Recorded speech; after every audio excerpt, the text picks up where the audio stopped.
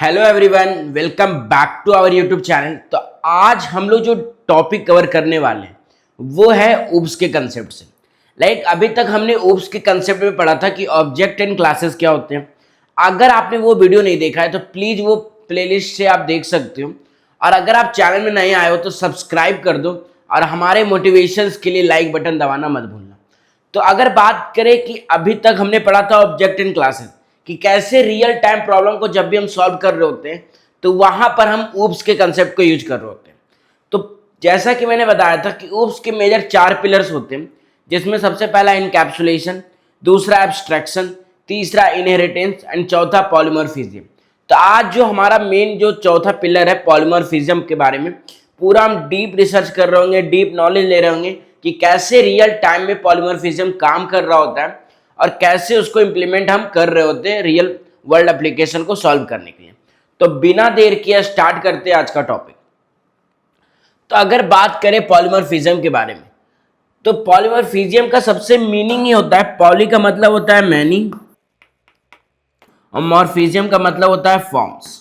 मतलब एक चीज समझ में आया कि पॉलीमॉर्फिज्म बेसिकली 2 वर्ड से मिलकर बना है, एक है पॉली, दूसरा है मॉर्फिज्म।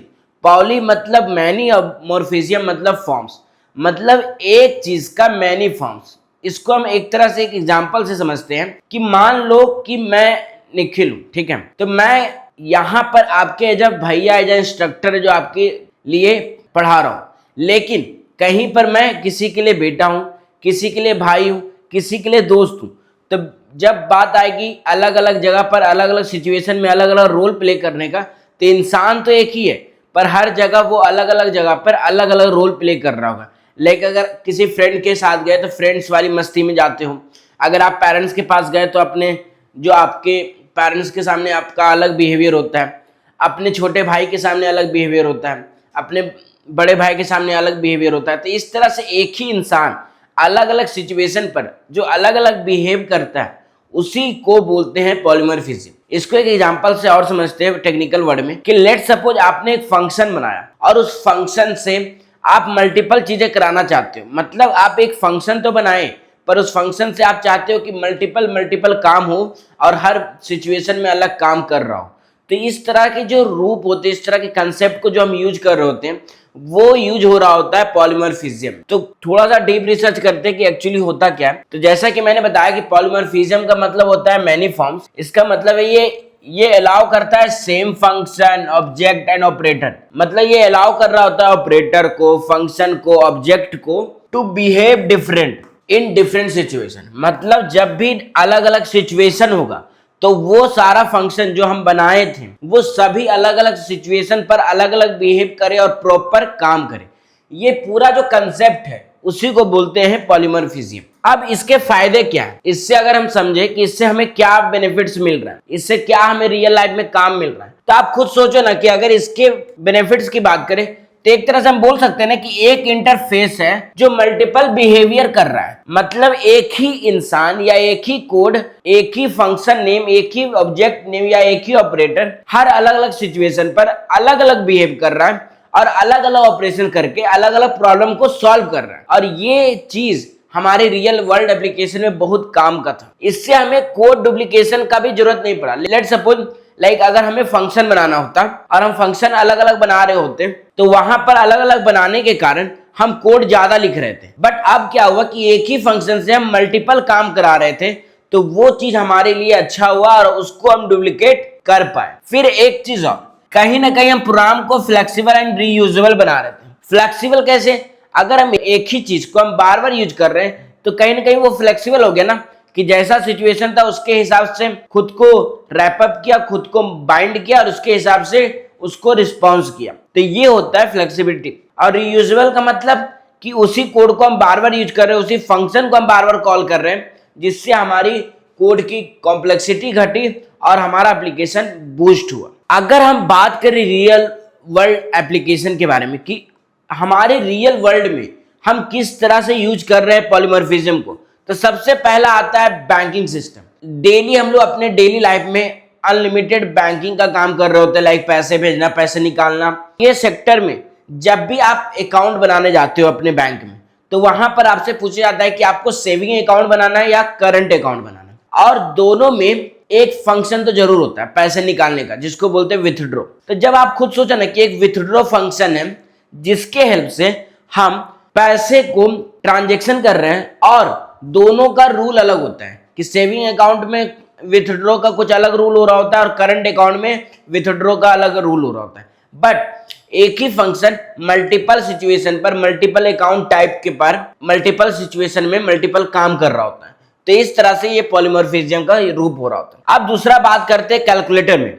जब भी आप कोई ऐड फंक्शन करना चाहते हो, लाइक किसी नंबर को ऐड करना चाहते हो, तो वहां पर आप इंटीजर वैल्यू दो या फ्लोट वैल्यू दो, यानी डेसिमल पॉइंट वाला वैल्यू दो, बट दोनों में वो ऐड प्रॉपर करके आपको दे रहा होता है। तो आप खुद सोचो ना कि इनपुट आपका डिफरेंट था, यहां पर इंटीजर वैल्यू था, यहां पर फ्लोटिंग वैल्यू था, बट दोनों के लिए सेम फंक्शन यानी ऐड फंक्शन दोनों के लिए ऐड कर पाया। तो इसका मतलब हुआ कि अलग अलग सिचुएशन पर, अलग अलग इनपुट पर वो अलग अलग रिस्पॉन्स ना करके सेम रिस्पॉन्स कर रहा था और सेम वर्क कर रहा था। तो ये भी एक एग्जाम्पल हुआ। तीसरा बात करते हैं कैरेक्टर्स की। अब गेम्स, आप लोग ऑनलाइन गेम खेलते हो, लाइक पबजी हो गया, फ्री फायर हो गया, वहां पर हर कैरेक्टर अलग अलग तरह से अपना अपना वे से अटैक कर रहा होता है, बट है तो फंक्शन अटैक नाम का, जहां पे सारे कैरेक्टर्स अटैक कर रहे होते हैं, बट सारे अटैक फंक्शन अलग अलग सिचुएशन पर अलग अलग बिहेव करते हैं। और उस तरह से हम सभी रियलाइज कर पा रहे होते हैं कि पॉलीमॉर्फिज्म हमारे डेली एप्लीकेशन में, रियल वर्ल्ड एप्लीकेशन में बहुत काम का चीज है। तो अब बात करते हैं कि पॉलीमॉर्फिज्म के कितने टाइप्स होते हैं। तो मेजरली C++ में पॉलीमॉर्फिज्म के दो टाइप्स होते हैं। सबसे पहला होता है कंपाइल टाइम और दूसरा होता है रन टाइम। अब इसके नाम में ही सजेस्ट है कि compile time and run time होता क्या है। तो वैसे पॉलीमॉर्फिज्म जिसको हम रिजॉल्व कर पा रहे होते हैं कंपाइल टाइम में, उसको बोलते हैं कंपाइल टाइम पॉलीमॉर्फिज्म। लेकिन जो पॉलीमॉर्फिज्म रिजॉल्व होता है रन टाइम पर, उसको बोलते हैं रन टाइम पॉलीमॉर्फिज्म। अब कंपाइल टाइम स्टैटिक होता है, ये फिक्स होता है, लेकिन रन टाइम डायनेमिक होता है, ये डिपेंड करता है कि कौन सा पहले चलाया जाए। तो अगर बात करें कंपाइल टाइम में, तो कंपाइल टाइम में दो मेजर कंसेप्ट आता है जो इंटरव्यू के पर्सपेक्टिव से, आपके यूनिवर्सिटी के एग्जाम के पर्सपेक्टिव से, दोनों पर्सपेक्टिव से बहुत इंपॉर्टेंट है। सबसे पहला अगर कंपाइल टाइम पॉलीमॉर्फिज्म की बात करें तो इसमें सबसे पहला आता है फंक्शन ओवरलोडिंग और दूसरा आता है ऑपरेटर ओवरलोडिंग। ये दो ऐसे कंसेप्ट है जहां पर बच्चे मैक्सिमम टाइम कंफ्यूज हो रहे होते हैं, और ये दो ऐसे कंसेप्ट है जो इंटरव्यूअर मैक्सिमम टाइम पूछ रहे होते हैं, ताकि वो आपका ऊप्स का कंसेप्ट का लॉजिक जानना चाह रहे होते हैं कि आपने कितना डीप रिसर्च किया है ऊप्स के बारे में। तो ये पूरा वीडियो लास्ट तक जरूर देखना, क्योंकि इसमें हम पूरा एक एक करके कोड वाइज कोड हम समझ रहे होंगे कि ये पूरा कैसे काम कर रहा है। अब बात करते हैं कि कंपाइल टाइम पॉलीमॉर्फिज्म होता क्या।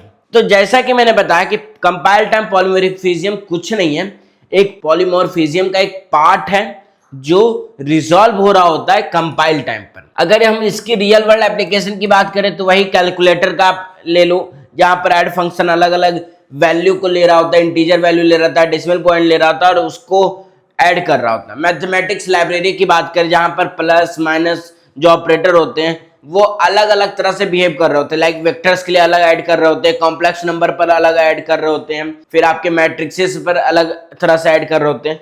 तो हर अलग अलग इनपुट के लिए ऐड जो आपका ऑपरेटर बना हुआ है, लाइक प्लस का ऑपरेटर, वो आपका अलग अलग इनपुट लेकर भी सही आउटपुट दे रहा होता है। तो इस तरह से ई कॉमर्स एप्लीकेशन की बात करें, लाइक अगर हम फ्लिपकार्ट और अमेजोन की बात करें, तो वहां पर क्या होता है कि जब भी आपको कोई भी लाइक दिवाली सेल चलती है या बिग मिलियन डेज का ऑफर चल रहा होता है, तो वहां पर क्या होता है कि आप जब भी कोई प्रोडक्ट खरीद रहे होते हो तो वहां पर सभी प्रोडक्ट पर कुछ ना कुछ डिस्काउंट हो रहा होता है।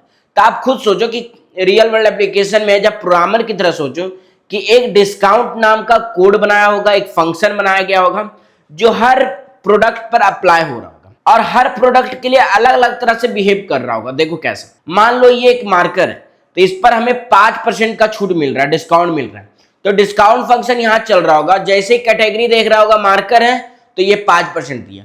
अब मान लो एक सेलफोन हम खरीद रहे हैं, अब सेलफोन खरीदने के लिए वहां पर हमें डिस्काउंट मिल रहा है 15%, तो डिस्काउंट फंक्शन यहां भी चला। यहां पे कैटेगरी था फोन का, तो यहां पर हमें डिस्काउंट मिला 15%। मतलब ये समझो कि ई कॉमर्स एप्लीकेशन में जब भी हमें कोई भी डिस्काउंट देखने को मिल रहा होता है तो अलग अलग प्रोडक्ट पे अलग अलग हमें डिस्काउंट ऑफर हो रहा होता है। तो ये एक फंक्शन अलग अलग प्रोडक्ट पे अलग अलग तरह से बिहेव किया, यही तो पॉलीमॉर्फिज्म है और इसी पूरे कंसेप्ट को हम बोल रहे होते हैं पॉलीमॉर्फिज्म। तो आप बात करते हैं कि कंपाइल टाइम पॉलीमॉर्फिज्म में टाइप्स क्या होते हैं। तो वही जो दो मेजर टाइप मैंने बताया था, फंक्शन ओवरलोडिंग और ऑपरेटर ओवरलोडिंग। तो अगर फंक्शन ओवरलोडिंग की बात करें तो कुछ नहीं है, फंक्शन ओवरलोडिंग ये बोल रहा होता है कि एक फंक्शन अलग अलग जगह पे अलग अलग बिहेव करता है, इसी को बोलते हैं फंक्शन ओवरलोडिंग। ऑपरेटर ओवरलोडिंग की बात करें तो ऑपरेटर ओवरलोडिंग का मतलब ये समझो कि अभी तक हम जब ऑपरेटर्स की बात करते थे तो ऑपरेटर्स का काम क्या था कि वो ऑपरेंड के साथ काम कर पा रहा था। हमने ऑपरेटर वाले पूरे कंसेप्ट में वीडियो में हमने समझा था कि कैसे इंटीजर वैल्यू फ्लोट वैल्यू को हम ऐड कर पा रहे होते हैं। मतलब अभी तक अगर हम C++ में बात करें तो जो भी डेटा टाइप हमें डिफाइन हुआ था like integer, float, string, character, उन सभी के साथ हम ऑपरेशन कर पा रहे थे with the help of operator. But जब बात आती है यूजर डिफाइंड डेटा टाइप की, मतलब जब हम किसी ऑब्जेक्ट बना रहे होते हैं, जब हम ऑब्जेक्ट के बीच को ऐड करना चाहते हैं, मतलब अगर हम बोले कि अभी तक प्लस क्या कर रहा था, 3 + 8 = 8 हो रहा था, तो 3 और 5 क्या था, इंटीजर वैल्यू था। तो वो इंट प्लस इंट मतलब जो पहले से डिफाइन है डेटा टाइप हमारे C++ में, उसके साथ ऑपरेट कर पा रहा था। पर अब हम चाहते हैं कि वो ऑपरेटर हमारे डिफाइन किए गए डेटा टाइप, यानी जब हम क्लास बना रहे होते हैं, जब हम ऑब्जेक्ट बना रहे होते हैं, तो ऑब्जेक्ट के बीच में जो ऑपरेशन कर पाए, उसके लिए हम ऑपरेटर ओवरलोडिंग का यूज कर पा रहे होते हैं। तो अगर हम इसको सिंपल वे में समझे तो फंक्शन ओवरलोडिंग कुछ नहीं है, सेम फंक्शन नेम और डिफरेंट पैरामीटर्स। मतलब फंक्शन नेम सेम होगा, पैरामीटर्स अलग अलग ले रहा होगा, इनपुट अलग अलग ले रहा होगा और ऑपरेशन सेम काम कर रहा होगा। वही बात करें ऑपरेटर ओवरलोडिंग की, तो ये रीडिफाइन करता है ऑपरेटर को डिफाइन करता है for user defined data types. मतलब जब भी यूजर डिफाइंड डेटा टाइप्स पर हमें काम करना होता है तो वहां पर हम ऑपरेटर्स को बोल रहे होते हैं कि तुम अलग तरह से बिहेव करो और हमें आउटपुट दो। तो अब हम समझते हैं कि ये दोनों एक्चुअली काम कैसे कर रहा होता है रियल वर्ल्ड में। तो सबसे पहले जैसा कि मैंने बताया फंक्शन ओवरलोडिंग। फंक्शन ओवरलोडिंग कुछ नहीं है, ऐसा समझो कि एक फंक्शन का नाम बनाया, ऐड नाम का फंक्शन बनाया। अब कहीं पर 2 इनपुट यूजर ले रहा होगा, कहीं पर कोई यूजर 3 इनपुट दे रहा होगा, कोई यूजर इंटीजर वैल्यू दे रहा होगा, कोई यूजर जो डबल टाइप का डेटा टाइप का वैल्यू दे रहा होगा, डेसिमल पॉइंट वाला वैल्यू दे रहा होगा। तो सब अलग अलग इनपुट देने के बावजूद फंक्शन है जो एक ही तरह से ट्रीट करे, एक ही फंक्शन बनाया जाए, लेकिन वो हर फंक्शन अलग अलग इनपुट लेकर भी सही आउटपुट दे। यही फंक्शन ओवरलोडिंग हमें बताता है। तो हमने कुछ खास नहीं किया। तो जब भी हम बात करते हैं कि कोड के बारे में, तो मैंने आपको बार बार बोला है कि जब भी आप C++ की कोई भी कोड को एग्जीक्यूट करना चाहते हो, रन करना चाहते हो, तो हमेशा कंपाइलर के पॉइंट ऑफ व्यू से समझना चाहिए कि कोड कैसे काम कर रहा है। तो सबसे पहले कोड में कंपाइलर चेक कर रहा होता है मेन फंक्शन। तो ये मेन फंक्शन के पास आया, मेन फंक्शन के पास आते ही इसको मिला कैलकुलेटर कैल। अब यहां पर एक चीज समझ में आ गया कि ये कैलकुलेटर क्या है। कैलकुलेटर कुछ नहीं है, कैलकुलेटर क्लास है और ये कैल सी जो है वो क्या है, ऑब्जेक्ट है। इस पर मैंने काफी डीप में आपको बताया था ऑब्जेक्ट ऊप्स के कंसेप्ट में, जहां पर मैंने डिस्कस किया था कि क्लास एंड ऑब्जेक्ट कैसे बिहेव कर रहा होता है। तो अगर वो आप वीडियो नहीं देखी हो तो हमारे इस पूरे प्लेलिस्ट को फॉलो कर लीजिए और वो वीडियो देख लीजिए, हमारे नीचे डिस्क्रिप्शन में वो लिंक लगा हुआ है। तो अब बात करते हैं कि यहाँ पर एक चीज समझ में आ गया कि जैसे ही कैलकुलेटर नाम का क्लास को हम कैलसी ऑब्जेक्ट से कॉल किए, तो इससे ये हुआ कि कैलसी है जो कैलकुलेटर क्लास में अब डिफाइन हुआ। अब कैलकुलेटर क्लास में हम जाके समझ रहे होते हैं कि कैसे ये काम कर रहा है। तो सबसे पहले हम देखें इंट ऐड। अब इंट ऐड यहाँ समझ में आया। तो इंट यहाँ क्या है, इंट यहाँ रिटर्न टाइप है, फंक्शन के लिए रिटर्न टाइप हुआ। अब ऐड नाम का यहाँ पर फंक्शन आया, फंक्शन। तो यहां पर अब फंक्शन ओवरलोडिंग का कंसेप्ट हम समझ रहे हैं। तो सिंपल सा बात है कि अब ये फंक्शन का नाम आएगा आगे भी। तो अगर हम यहां देखें तो डबल ऐड है, मतलब यहां भी ऐड नाम का फंक्शन है। मतलब ये हुआ कि यहां पर ऐड नाम का फंक्शन है जो पहला फंक्शन है, इसमें भी ऐड नाम का फंक्शन है जो दूसरा फंक्शन है। मतलब यहां ये हुआ कि एक ही फंक्शन एक इंटीजर वैल्यू रिटर्न कर रहा होगा और एक डबल वैल्यू रिटर्न कर रहा होगा। मतलब एक इंटीजर वैल्यू को रिटर्न ले रहा होगा और दूसरा जो डबल यानी डेसिमल नंबर को रिटर्न ले रहा होगा। तो यहां पर अगर हम गौर करें तो यहां पर दो पैरामीटर्स लिया गया, इंट ए और इंट बी, मतलब ये दो नंबर को ऐड कर रहा होगा और रिटर्न कर रहा होगा ए प्लस बी, जो सिंपल है ए प्लस बी को रिटर्न कर रहा होगा। सेम काम यहां भी कर रहे हैं, पर यहां पर इनपुट आप देखो तो डबल ए ले रहा है और डबल बी ले रहा है, मतलब यहां पर डेसिमल वैल्यू ले रहे हैं, जहां पर ए का वैल्यू डेसिमल में होगा और बी का भी, और उन दोनों को भी ऐड करके दे दिया। तो अगर हम फाइनल बात करें कि फंक्शन एक ही था और फंक्शन को ऐड करने के बाद एक ही फंक्शन अलग अलग तरह से बिहेव कर रहा था, तो अब आपका क्वेश्चन होगा कि भैया यहां पर हम दो फंक्शन बनाए तो फिर फायदा क्या हुआ? फिर तो हम दूसरा भी फंक्शन का टाइप बना सकते थे, बट आप खुद सोचो मेमोरी लोकेशन के हिसाब से कि अगर आप एक वेरिएबल बनाए ऐड नाम का फंक्शन जिसमें आप इंटीजर वैल्यू को ऐड कर रहे हैं, तो लेट सपोज ये 5 बाइट का स्पेस लिया मेमोरी में, ठीक है। अब एक और आप फंक्शन बनाए सम नाम का, तो ये इंटीजर के लिए काम किया और ये हमारा डबल के लिए। यहां पर अब फंक्शन का नाम हम चेंज कर दिया और ये भी ले रहा था 5 बाइट का हमारा मेमोरी स्पेस। तो यहां पर टोटल अगर स्पेस की बात करें तो 10 बाइट्स ले रहा था। तो अभी तक अगर हम नॉर्मली पॉलीमॉर्फिज्म को नहीं समझे, सिंपल फंक्शन को समझे, तो हमारा 10 बाइट्स जा रहा था। अब हम बात करते हैं पॉलीमॉर्फिज्म के हेल्प से क्या हुआ। ऐड नाम का हम एक फंक्शन बनाए जिसमें पहला इंटीजर वैल्यू को ऐड किया, ये 5 बाइट्स लिया स्पेस, ठीक है। लेकिन अब जब हम फंक्शन नेम सेम बनाए, सेम बनाना मतलब एक बार और ऐड फंक्शन बनाए, तो अबरी में जो ऐड फंक्शन बना उसमें चाहे हम डबल वैल्यू दे दिए तो यहां पर वो मेमोरी स्पेस नहीं ले रहा होता है। इसी मेमोरी स्पेस को बचाने के लिए हम यूज कर रहे होते हैं पॉलीमॉर्फिज्म।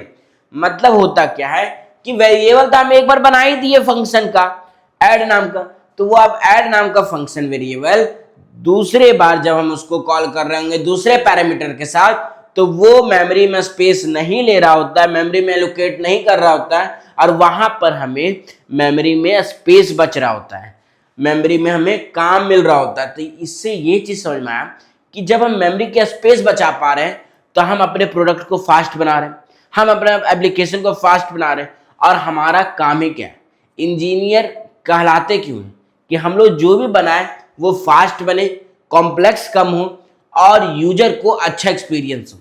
इसी मिशन के साथ इंट्रोड्यूस हुआ था पॉलीमॉर्फिज्म। तो यहाँ पर ये हुआ, तो ये समझ में आया कैलकुलेटर में दो फंक्शन बना ऐड नाम का, दो एक इंटीजर वैल्यू को ऐड कर रहा था, एक डबल वैल्यू। तो जब हम सी आउट में कैलसी को कॉल कर रहे थे और कैलसी को कॉल करने पर 5 और 10 दे रहे थे, तो यहां पर एक चीज समझ में आया। अब आपका क्वेश्चन होगा कि भैया यहां पर हम जो वैल्यू दे रहे होंगे वो कैसे जो वहां जा रहा होगा। तो समझो, जब यहां पर कैलसी डॉट एड नाम का फंक्शन कॉल किए, यहां पर हुआ ये कि जब आप कैलसी डॉट एड नाम का फंक्शन कॉल किया और 5 और 10 दिए, तो ये सर्च कर लिया कि 5 और 10 क्या है।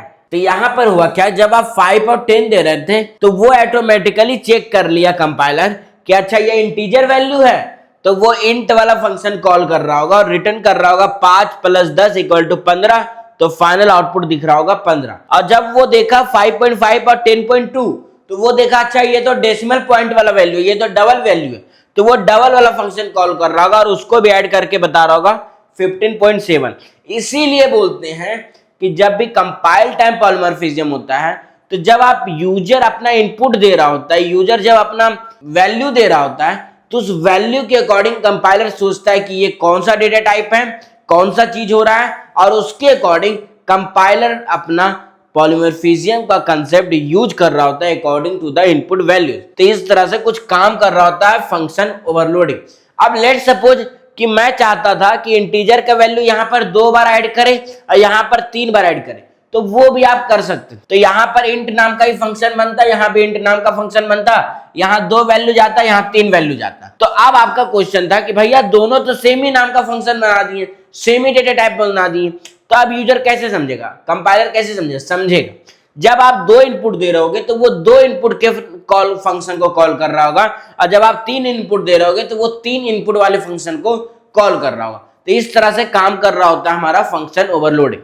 तो इसका रियल लाइफ में अगर इंप्लीमेंटेशन समझे तो कैलकुलेटर इसका सबसे बेस्ट एग्जांपल है। जब भी हम कैलकुलेटर एप्लीकेशन यूज कर रहे होते हैं तो उसके बैकएंड में जो कोड लिखा होता है वहां पर हम पॉलीमॉर्फिज्म यूज कर रहे हैं। ऐड नाम का जो हम फंक्शन बनाए, जब हम प्लस टाइप करते हैं तो वो प्लस जो एक्चुअली ऐड फंक्शन को कॉल कर रहा होता है, और जब ऐड फंक्शन को कॉल कर रहा होता है तो वहां पर वो ऐड फंक्शन में हम डिफरेंट ऐड फंक्शन बनाए होते हैं जो डिफरेंट वैल्यूज को ऐड करने का काम कर रहा होता है। लेकिन हम सभी का ऐड फंक्शन अलग अलग बनाकर भी अलग अलग बिहेव में, अलग अलग सिचुएशन में हम सेम काम करा रहे होते हैं। तो ये होता है फंक्शन ओवरलोडिंग का काम। अब आता है ऑपरेटर ओवरलोडिंग। ऑपरेटर ओवरलोडिंग एक ऐसा कंसेप्ट है जहां पर बच्चे मैक्सिमम टाइम कंफ्यूज हो रहे होते हैं कि भैया ऑपरेटर ओवरलोडिंग होता क्या है। क्या ये फंक्शन ओवरलोडिंग की तरह है कि एक ऑपरेटर को हम बार बार यूज कर रहे होंगे, अलग अलग जगह पर अलग अलग बिहेव कर रहा होगा? नहीं, एक्चुअली ऐसा कुछ नहीं है। ऑपरेटर ओवरलोडिंग बहुत ही अलग तरह से काम कर रहा होता है। इसको समझते हैं बहुत डीप में। सबसे पहले समझते हैं इसका मीनिंग। ऑपरेटर क्या होता है? तो operator like plus minus into. जैसा कि मैंने बताया था कि ऑपरेटर कुछ नहीं होता। ऑपरेटर एक ऐसा सिंबल्स है जिसके हेल्प से हम ऑपरेंड्स पर कुछ काम कर रहे होते हैं। तो अभी तक ऑपरेटर जो था वो वर्क कर रहा था इनबिल्ट टाइप्स पर। इनबिल्ट मतलब लाइक इंटीजर वैल्यू पर, फ्लॉट पर। तो इन सभी के साथ हम कर रहे थे ऑपरेटर्स का यूज। लाइक अगर हम बात करें 5 + 3, इन दोनों को ऐड करना तो 8 आ रहा था। तो ये 5 और 3 को अगर हम ध्यान दें तो ये क्या था? इंटीजर वैल्यू था।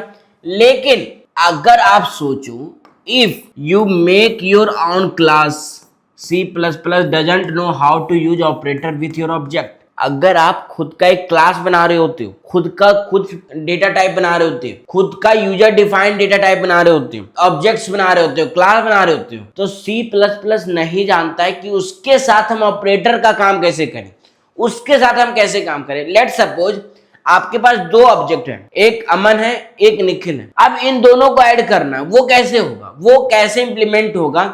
यही कंसेप्ट को दूर कर रहा होता है ऑपरेटर ओवरलोडिंग।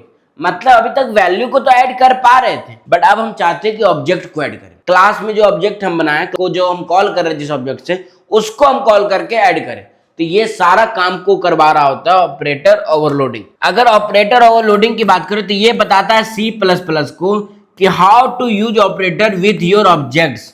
मतलब ऑपरेटर ओवरलोडिंग C++ को बता रहा होता है कि आप अपने ऑब्जेक्ट्स के साथ कैसे ऑपरेटर को यूज कर सकते हो। तो इसका हम सबसे सिंपल एग्जांपल ले रहे हैं ताकि आपका कंफ्यूजन दूर हो जाए। कि सिंपल एग्जांपल ये है कि हम 2 नंबर को ऐड करना चाह रहे हैं इन अ क्लास, एक क्लास के अंदर, पर वो 2 जो नंबर होगा वो हम पास कर रहे होंगे ऑब्जेक्ट के थ्रू। तो सबसे पहले मैंने आपको बार बार बोला है कि जब भी कोड स्टार्ट हो रहा होता है तो फोकस करो मेन फंक्शन पे। मेन फंक्शन पे जब हम फोकस किए तो सबसे पहले समझ में आया नंबर n1 जिसका वैल्यू 5 है ऑब्जेक्ट में, और दूसरा वैल्यू है n2 10। यहां तक अगर हम इस लाइन को समझे तो यहां तक ये समझ में आया कि नंबर नाम का क्लास है जिसमें 2 ऑब्जेक्ट हैं, एक है n1 और एक है n2। n1 को मैं 5 वैल्यू दिया है और n2 में 10 वैल्यू दिया। अब ये फिगर पर ध्यान देना। अब वापस से हम है जो अब नंबर नाम का क्लास है तो नंबर नाम के क्लास पर जा रहे हैं। अब नंबर नाम के क्लास पर गए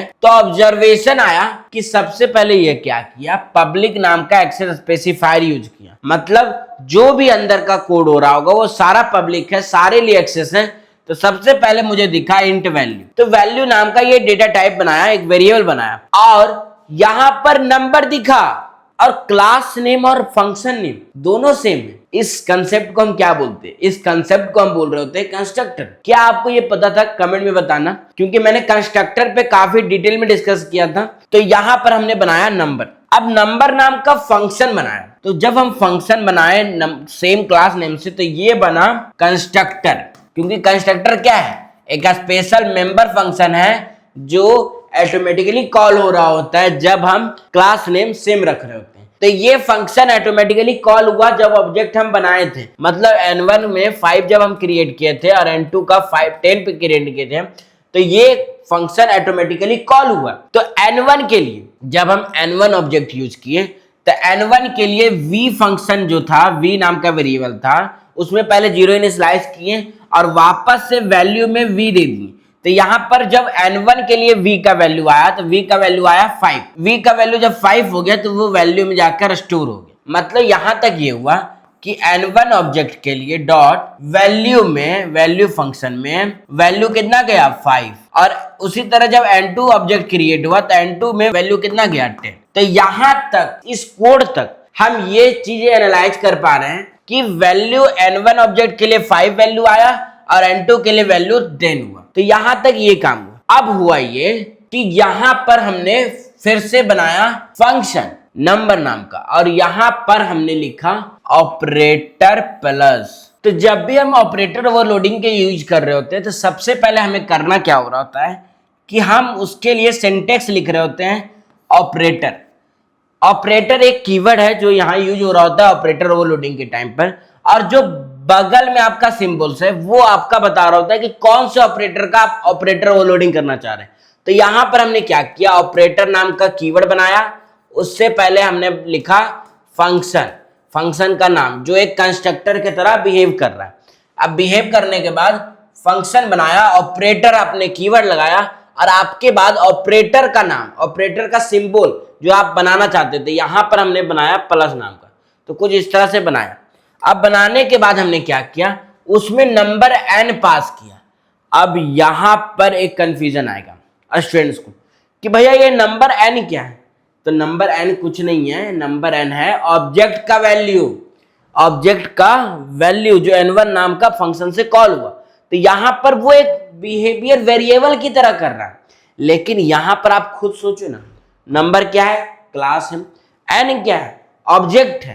तो यहां पर वैल्यू वो नहीं जा रहा है, यहां पर वो इंटीजर वैल्यू नहीं ले रहा है, यहां पर वो डबल वैल्यू नहीं ले रहा है, यहां पर वो वैल्यू ले रहा है ऑब्जेक्ट वैल्यू। क्योंकि आप खुद सोचो कि यहां पर जब नंबर गया तो ये तो क्लास नेम है और ये n क्या है, ऑब्जेक्ट है। तो यही तो हम भी बोल रहे हैं कि जब आपको ऑब्जेक्ट के साथ काम करना है, क्योंकि अब सारा खेल ऑब्जेक्ट को कॉल करने का और ऑब्जेक्ट पर ऑपरेशन करने का है, तो ऑब्जेक्ट के साथ ऑपरेट करने के लिए हम यूज कर रहे होते हैं ऑपरेटर ओवरलोडिंग। क्योंकि अब वैल्यू हमें ऑपरेटर ऑब्जेक्ट पर काम करना है, ना कि इंटीजर डेटा टाइप और फ्लोट डेटा टाइप पर। तो अब हुआ ये कि नंबर नाम का जो हमारा क्या था क्लास नेम, उसका एक और ऑब्जेक्ट बनाए टेम्प नाम का ऑब्जेक्ट बनाया। मतलब ये हुआ, अभी तक ये हुआ n1 का वैल्यू क्या है 5 है भाई, n2 का वैल्यू क्या है 10 है, और हम दो और ऑब्जेक्ट बनाए, n नाम का ऑब्जेक्ट बनाए और टेम्प नाम का ऑब्जेक्ट बनाए। तो यहां पर अभी तक ये हुआ बस, और उसके अलावा कुछ नहीं हुआ। तो अब हम कॉल बोल रहे हैं कि टेम्प नाम का जो ऑब्जेक्ट है उसके वैल्यू में, मतलब टेम्प के वैल्यू में तुम ऐसा करो वैल्यू प्लस n वैल्यू डाल दो। अब n वैल्यू और वैल्यू क्या कैसे आएगा, ये वापस से आते हैं हम यहाँ पर। अब यहाँ पर ही जब इस कोड पर आए मेन फंक्शन में, तो वो देखो क्या किया, वो ये किया नंबर n3 नाम का एक ऑब्जेक्ट बनाया, n3 नाम का ऑब्जेक्ट बनाया भाई। n3 में क्या किया, n1 क्या है, ऑब्जेक्ट है। तो ये ऑब्जेक्ट वहां पर ऑब्जेक्ट की तरह बिहेव किया, और n1 का वैल्यू यहां पर कितना आया, वैल्यू में आ गया 5। तो यहां पर 5 आया, प्लस ये ऑपरेट किया, प्लस यहां पर भी दिख गया। n2 यहां पर कितना वैल्यू गया, n2 का वैल्यू था 10, तो यहां पर n वैल्यू आया 10। तो 5 + 10 कितना हुआ 15। तो ये कहां पर स्टोर हुआ, एक ऑब्जेक्ट में, तो ऑब्जेक्ट के वैल्यू में। तो जब हम रिटर्न कर रहे होंगे ऑब्जेक्ट को, तो ये प्रिंट कर रहा होगा, रिटर्न कर रहा होगा 15। और जब हम यहां पर पूरा इस फंक्शन को जब इसको कॉल किए, देखो हुआ ये कि n1 और n2 ऑब्जेक्ट था, ऑब्जेक्ट के बीच में हम प्लस लिखे, तो ये बोला ये तो हम काम नहीं कर पाएंगे, ये तो ऑब्जेक्ट है, ऑब्जेक्ट के साथ हम डेटा टाइप नहीं यूज कर पाएंगे, ऑपरेटर यूज नहीं कर पाएंगे। तो ये फंक्शन कॉल हुआ यहां पर आकर, और यहां पर हमने बोला ऑपरेटर प्लस जो है वो बिहेव करो कुछ इस तरह से, जहां पर एक ऑब्जेक्ट बनाए, ऑब्जेक्ट को हम ऑब्जेक्ट के वैल्यू में स्टोर किए, दो ऑब्जेक्ट को यूज किए, एक n नाम का ऑब्जेक्ट यूज किया, एक नॉर्मली वैल्यू है जो वहां से उठाकर वैल्यू लाए, और यहां पर रिटर्न कर दिए वापस से ऑब्जेक्ट। तो ऑब्जेक्ट जो कॉल किया और ऑब्जेक्ट को वापस से कॉल बैक कर दी। तो 5 + 10 15 हुआ, तो यहां पर 15 n3 में चला गया। अब n3 में 15 चला गया, तो फाइनली रिजल्ट में हम प्रिंट कर रहे हैं n3 का वैल्यू। तो n3 का वैल्यू क्या होगा 15, तो 15 वैल्यू आया, और जब हम आउटपुट देख रहे हो तो रिजल्ट हमें 15 शो हो रहा होगा। तो इस तरह से अगर हम बात करें तो इस तरह से कुछ काम कर रहा होता है, जहां पर इस कोड में n1 प्लस n2 में ये बता रहा होता है कि ओवरलोडेड प्लस सिंबल होने वाला है, क्योंकि यहाँ पर हम प्लस यूज किए, तो यहाँ पर प्लस नाम का ऑपरेटर ओवरलोड किया गया है। और यहाँ पर ये जो लाइन है ये हमें बता रहा होता है कि प्लस ऑपरेटर जो है वो काम कैसे कर रहा है। लेट सपोज अगर हम यहाँ पर हम प्लस वैल्यू की जगह माइनस लगा रहे होते तो वो माइनस की तरह बिहेव कर रहा होता, क्योंकि मैंने क्या समझा कि यहाँ पर वो एक भी चीज समझ ही नहीं पा रहा है कि ऑब्जेक्ट के साथ करना क्या है, क्योंकि वो सोच रहा है कि प्लस हम ऑब्जेक्ट को तो जोड़ नहीं सकते,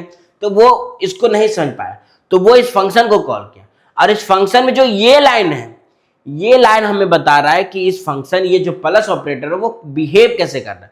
चूंकि यहाँ पे प्लस का नॉर्मली काम होता है जोड़ने का, तो हमने जोड़ लगाया, लेकिन अगर आप माइनस लगा देते हैं, अगर आप इनटू लगा देते, अगर आप डिवाइड लगा देते, तो वो डिवाइड का काम कर रहा होता। तो इस तरह से हमें काम किया।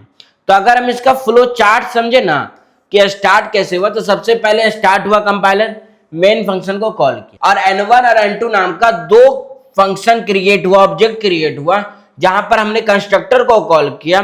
तो n1 में n1 ऑब्जेक्ट के लिए वैल्यू गया 5 और दूसरा बार जब n2 कॉल किया तो कंस्ट्रक्टर में n2 का वैल्यू गया 10। अब तीसरा बात करते हैं, एग्जीक्यूट किया n3 is equal to n1 plus n2। मतलब जो तीसरा जो हमारा कोड था कि नंबर n3 नाम का जो ऑब्जेक्ट बना उसमें बोला n1 ऑब्जेक्ट और n2 ऑब्जेक्ट को जोड़ो, पर अब यहां पर कंपाइलर कंफ्यूज हो गया कि भाई हम तो ऑब्जेक्ट को जोड़ ही नहीं सकते। तब वो कॉल किया n1 के ऑपरेटर वाले प्लस ऑपरेटर ओवरलोडिंग के कंसेप्ट को, और वहां पर n2 वैल्यू पास किया। n2 का वैल्यू कितना था 10 और सबसे पहला ऑब्जेक्ट क्या था n1। तो यहां पर जब ऑपरेटर प्लस वाला फंक्शन कॉल किया तो वहां पर टेम्प में वैल्यू में n1 वैल्यू और n2 वैल्यू पास हुआ, और टेम्प के वैल्यू में 5 प्लस 10 15 प्रिंट हुआ और रिटर्न टेम्प कर दिया, मतलब 15।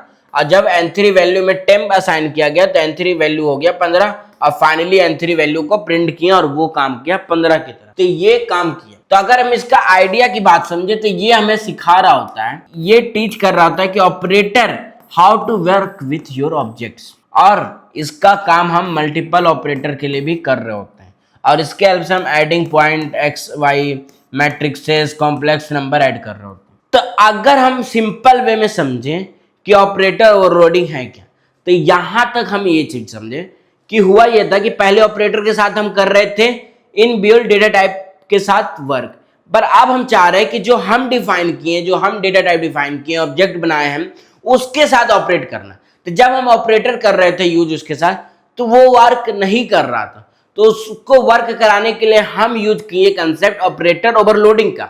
ऑपरेटर ओवरलोडिंग में हम क्या बोले कि भाई ऑब्जेक्ट के साथ तुम ऑपरेट करो। तो ऑब्जेक्ट के साथ जो ऑपरेट किए तो हम जो क्लास के अंदर ऑपरेटर नाम का कीवर्ड यूज किया और उसके साथ वो ऑपरेटर का सिंबल यूज किए जिसको ओवरलोड करना है। ओवरलोड करने के बाद उसके अंदर हम ऑब्जेक्ट को कॉल किए, ऑब्जेक्ट के वैल्यू को असाइन किए, और फाइनली जो उन दोनों के बीच में जो ऑपरेशन हम करना चाह रहे थे वो ऑपरेशन परफॉर्म किए।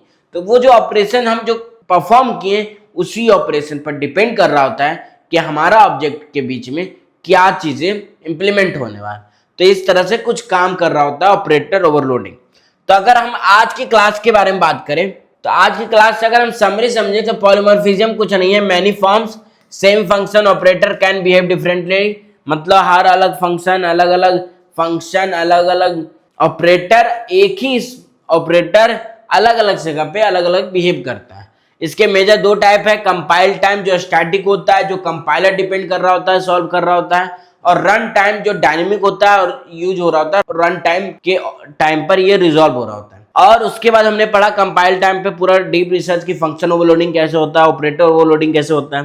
फंक्शन ओवरलोडिंग एग्जांपल समझे कि एक ही फंक्शन अलग अलग जगह पे अलग अलग बिहेव कर रहा होता है, और ऑपरेटर ओवरलोडिंग में हम दो ऑब्जेक्ट्स के बीच में या तीन ऑब्जेक्ट्स के बीच में कैसे हम ऑपरेट को काम कर रहे होते हैं। तो इससे एक चीज समझाया, कोड रीयूजेबिलिटी होती है, फ्लेक्सिबिलिटी होती है, रीयूजेबिलिटी होती है, और उस प्रिंसिपल हमें एब्स्ट्रैक्शन एंड इनकैप्सुलेशन जैसे कंसेप्ट को यूज कर रहा होता है। तो अब आप लोग का क्वेश्चन होगा कि भैया रन टाइम पॉलीमॉर्फिज्म क्यों नहीं बताएं। तो रन टाइम पॉलीमॉर्फिज्म आने वाले सेशन में हो रहे होंगे, जहां पर मैं आपको बता रहा हूँ फंक्शन ओवरराइडिंग का कंसेप्ट, जो हमारे इंटरव्यूअर के पर्सपेक्टिव से बहुत ही इंपॉर्टेंट हो रहा होता है। तो और वर्चुअल फंक्शन का कंसेप्ट जो हमारे रन टाइम में हो रहा होता, आने वाले सेशन में भी, आने वाले सेशन को कवर करने के लिए वीडियो, ये प्लेलिस्ट फॉलो कर लीजिएगा, सब्सक्राइब कर लीजिएगा हमारा ये चैनल। और अगर हम बात करें रियल वर्ल्ड एप्लीकेशन के बारे में, तो रियल वर्ल्ड एप्लीकेशन में आप खुद सोच सकते हो कि अगर हम एक ही फंक्शन से डिफरेंट काम करा रहे हैं और मेमोरी का स्पेस बचा रहे हैं, तो ये कहाँ कहाँ यूज हो रहा है। हर एक सेक्टर में, हर एक फील्ड में हम पॉलीमॉर्फिज्म को यूज कर रहे होते हैं। तो आज के लिए इतना ही, तब तक के लिए take care, keep coding, keep learning and thank you.